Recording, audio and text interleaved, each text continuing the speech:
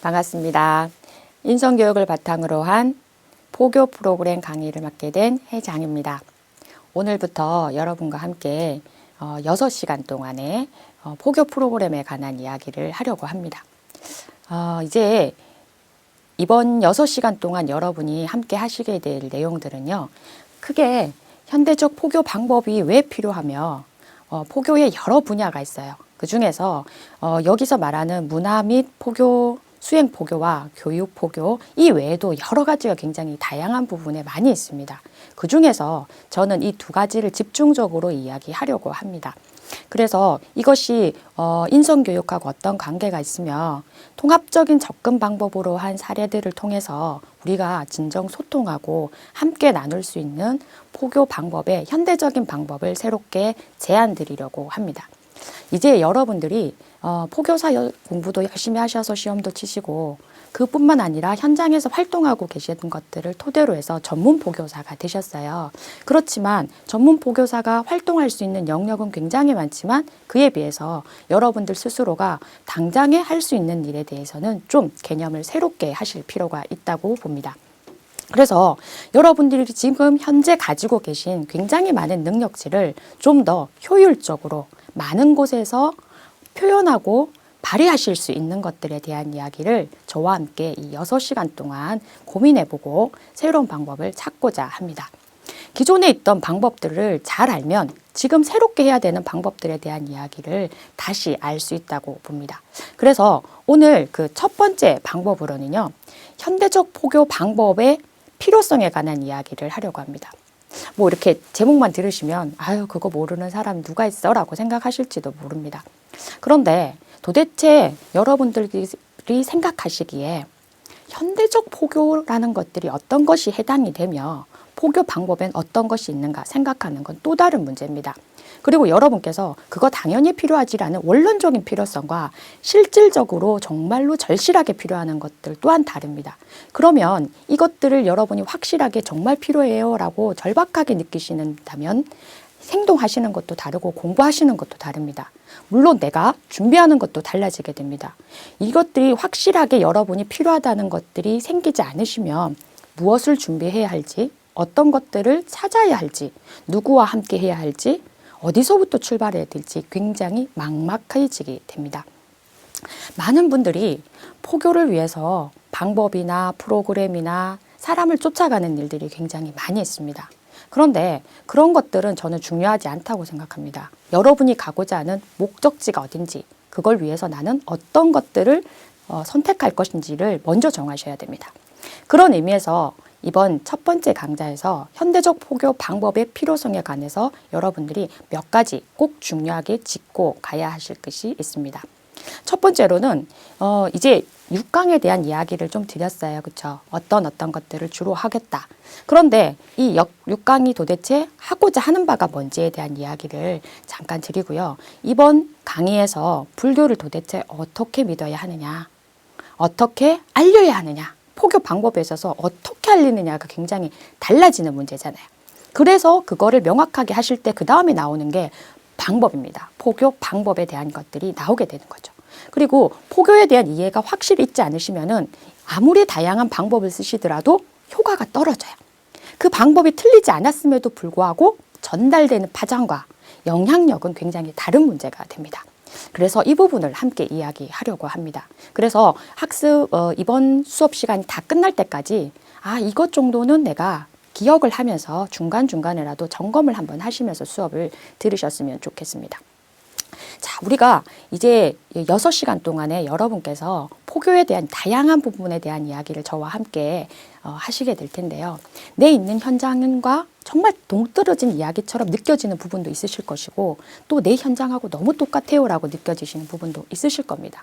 그럼에도 불구하고 이런 것들을 함께 이야기하고자 하는 것은요. 내가 직접적으로 관계가 되어 있지 않더라도 알고 있는 것과 모르고 있는 것의 차이는 굉장히 다릅니다. 그리고 여러분께서 다양한 분야의 포교에 관한 이야기들을 가지고 계시면 누군가 어떤 일을 할 때 내가 긍정과 지지를 적극적으로 해줄 수 있습니다. 그런데 잘 모르게 되면 그 사람은 하는 일이야 라고 해서 우리가 좀 멀리 떨어지게 되면 아무리 열심히 하시는 포교 현장이라도 어느새 어떻게 돼요? 사라지는 포교가 될 수 있습니다. 그래서 저는 이 6강을 통해서 여러분과 함께 하고자 하는 부분이 뭐냐면 우리 각자가 열심히 하는 것으로 끝나는 것이 아니라 각자 열심히 하고 있는 것이 서로 소통이 되고 서로 지지해 줄 수 있고 함께 할 수 있는 공유 문화와 공동의 프로젝트들을 더 많이 하실 수 있는 문화를 만들고 싶습니다. 그래서 포교사님들께서 누군가 어떤 활동을 하고 있는 것에 어려움이 있거나 더 잘하고 있는 것을 함께 나눌 수 있는 좀 더 친밀한 네트워크가 형성되기를 바랍니다. 그리고 이 6강을 통해서 여러분들께서 그런 필요성과 주변에 더 많은 조직을 만드시기를 발언하는 바입니다. 자, 그럼 첫 번째 현대적 포교 방법에 관한 이해에 대해서 구체적으로 살펴보겠습니다. 자, 우리가 그 중에서 첫 번째로 불교를 어떻게 믿어야 하는가에 대한 이야기를 되짚어 보겠습니다.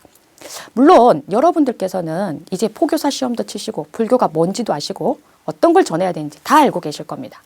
그럼에도 불구하고 우리가 기억해야 될 부분에 대한 종교적인 부분에 대한 이야기를 다시 되짚어 보고 싶습니다. 우선 여러분이 불교라고 믿으시는 거, 불교를 전하고자 할 때 알고 계시는 지식들에 대해서 좀 점검해 보시면 좋겠죠. 우선 이 모든 것들은 어디서 출발하죠? 네, 저에서부터 출발하죠. 인간에 대한 깊은 이해가 있으셔야 됩니다. 우리가 어떤 존재인지에 대한 부분들을 잘 알지 못하시면 사실은 굉장히 편협된 지식이나 잘못된 부분들에 대한 지식을 가지고 계셔서 잘못된 신앙으로 활동하시거나 표현하시는 것들이 많이 있을 수 있어요. 그래서 인간에 대한 깊은 이해, 이곳에서부터 먼저 출발하셨으면 좋겠습니다. 우선 지금 현대 사회에서 인간을 규정하기는 굉장히 복잡다단해졌어요. 그냥 단순하게 인간은 어떤 거다 뭐 이렇게 정의 내리기가 어려워진 시대가 됐습니다. 그 중에서도 여러분들이 우리의 인간에 대한 우리들의 존엄에 대한 부분들을 생각하실 때 어떤 것이 가장 크게 변했냐면요. 과거의 사회와 지금의 사회가 세계관이 많이 바뀌었어요. 이 세계관은 사실은 세상과 존재에 대한 인식에 대한 부분의 것인데 이 세계관의 차이에 있어서 수많은 사회적 문제와 국가적 문제와 많은 문제가 함께 일어나고 있습니다. 그래서 여러분들이 이런 모든 것들을 통틀어 볼 때 세계관에서 오는 사람들에게 일어나는 많은 의식들과 생각들의 부딪힘을 더 많이 느끼실 거예요. 무엇보다 여러분께서 가시는 포교 현장이 불자들만이 계시다면, 불교를 믿는 사람들만 있는다면 이런 부분들은 좀 줄어드실 겁니다. 하지만 여러분의 포교 현장이 불자가 아닌 곳에 활동을 하셔야 된다면 이런 세계관과 가치관의 문제는 작은 부분이 아닙니다. 더군다나 지금 한국 사회는요, 다문화가 되게 많아졌고요. 그리고 종교도 다종교적인 부분들의 그 현장 한가운데 있습니다. 그래서 여러분이 이런 부분들에 대한 좀 더 따뜻한 인식을 가지실 필요가 있습니다. 그래서 인간에 대한 생각을 조금 더 다시 해보시고 나 자신에 대한 부분들도 되짚어 보셔야 돼요. 여기서부터 불교가 출발하지 않으면 나중에 굉장히 큰 부분이 흔들리게 되십니다. 이런 것들이 명확하게 설정되어 계실 때 여러분의 의지와 서원과 그리고 활동에 있어서의 확신이 함께 따라오는 일이 됩니다.